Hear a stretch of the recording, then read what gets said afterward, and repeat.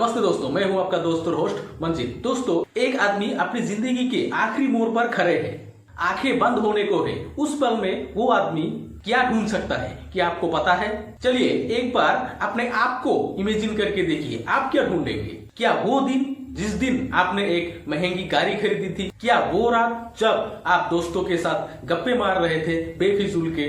जी नहीं, बिल्कुल नहीं। उस आखिरी समय पे या फिर उस आखिरी लम्हे में इंसान एक ही चीज ढूंढते हैं, वो है सिग्निफिकेंस, यानी पूरी जिंदगी का महत्व। क्या मेरे होने से या फिर मेरे ना होने से किसी को कोई फर्क पड़ रहा है या फिर पहले पड़ता था? हम उम्र भर या फिर जिंदगी भर एक मृग तृष्णा के पीछे भागते रहते हैं और जिसे हैप्पीनेस कहते हैं। हमें सिखाया गया है कि दुख बुरा है, रोना कमजोरी है और तकलीफ एक बीमारी है। मगर मैं आज आपसे कहना चाहता हूँ कि शायद आपका दुख ही आपका सबसे बड़ी किस्मत है या फिर किस्मत बदलने वाली चाल है।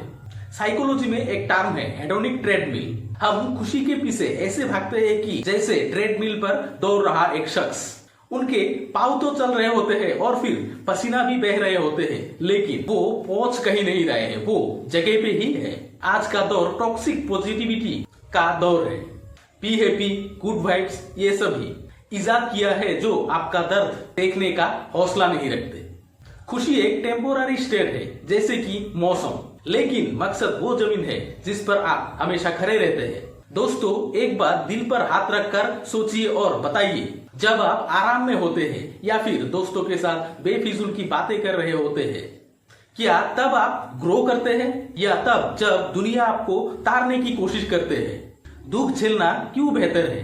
क्योंकि दुख इंसान को और गहरा बनाते हैं। खुशी नदी के सतह पर रहती है और दुख रूह की गहराई पर उतर जाते हैं। दुनिया की बड़े से बड़े इंसान की कहानियां उठाकर देख लीजिए या फिर किताबें पढ़ लीजिए। नेल्सन मंडेला ने 27 साल तक जेल में गुजारी है।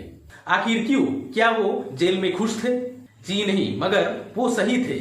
उनका मकसद उनकी खुशी से बहुत बड़ा था।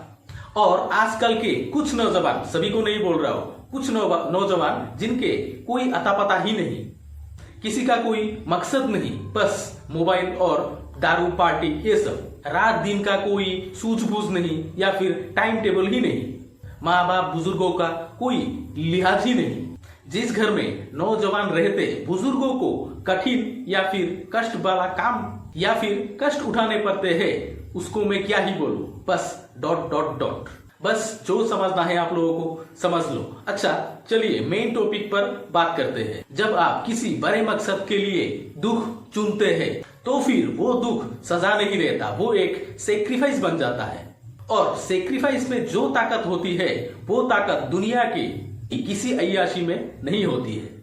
मकसद वो है जो आपको रातों को सोने नहीं देगा, मगर जब आप सुबह उठेंगे तब आपकी आंखों में एक अजीब सा नूर होता है। ये सुकून है, खुशी नहीं।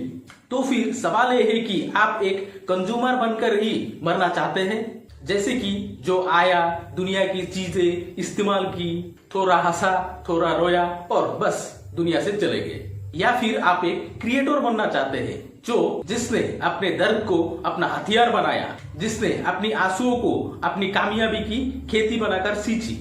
जिंदगी का असली मतलब सिर्फ खुश रहना नहीं, बल्कि वर्थ सफरिंग फॉर बनना है। ऐसी चीज ढूंढिए जिसके लिए आप रोने को तैयार हो, तड़पने को तैयार हो, क्योंकि जिस दिन आपको वो मिल गया उस दिन आपको खुशी की जरूरत ही नहीं रहेगी, बस सुकून मिल जाएगा। अगली बार जब तकलीफ आए तो फिर भागिएगा मत या फिर डरिएगा मत। उससे पूछिए, तू मुझे क्या सिखाने आए हैं या फिर क्या सबक सिखाने आए हैं? शायद वो तकलीफ ही आपको कुछ बड़ा सा रास्ता के बारे में बताए, जो आपको उस बड़े मकसद तक ले जाए जिसके लिए आप इस दुनिया में आए हैं या फिर पैदा हुए हैं। दोस्तों, जाते जाते एक शायरी सुनाता हूँ, इरशाद बोलिएगा।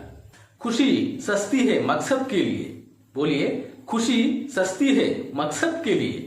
झेला गया दुख अनमोल है, इंतकाम आपका है। दोस्तों, वीडियो अच्छी लगी हो तो लाइक, कमेंट और शेयर जरूर करना। आज के लिए इतना ही, मिलते हैं अगले एक मजेदार टॉपिक को लेकर। तब तक के लिए नमस्कार।